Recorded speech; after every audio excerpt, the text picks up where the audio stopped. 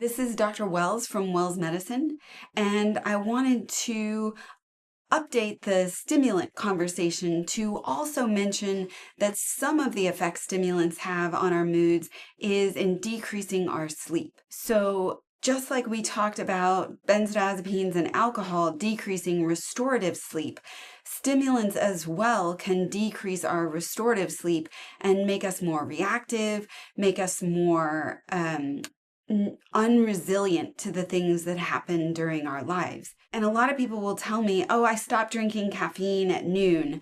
But caffeine actually has a 6-hour half-life. So even if you stop drinking caffeine at noon, 6 hours later, you still have half of that amount of caffeine. And a quarter of that amount 12 hours later at midnight. That's if you only drink 1 cup at noon. And a lot of us drink more than that, and it's additive. So you might end up with the equivalent of 2 or 3 cups of coffee swishing around in your system when you're trying to go to bed.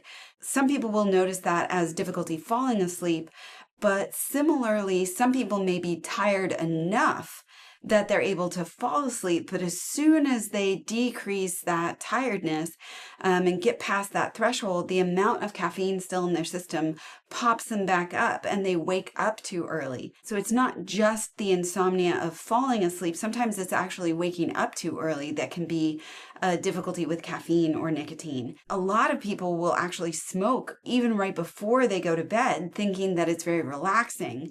What is relaxing about smoking or vaping is actually the taking a time out, leaving whatever it is that you're doing, going outside, doing some deep breathing, mindful breathing exercises, and that's all very relaxing. But the nicotine itself is such a powerful stimulant that using that anytime within hours before bed can cause insomnia as well. So and one of the funny things that I see is that patients won't sleep well, and so they'll increase their stimulant use, and then that affects their sleep the next night, and so on and so forth.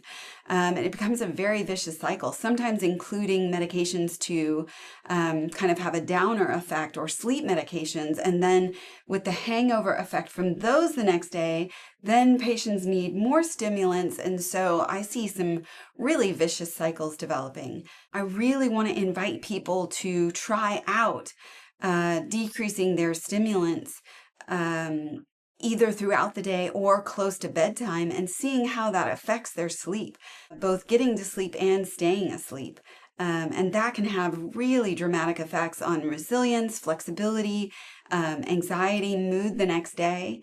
So just a quick reminder that stimulants can have really dramatic effects on sleep, and those can have very powerful mood effects as well.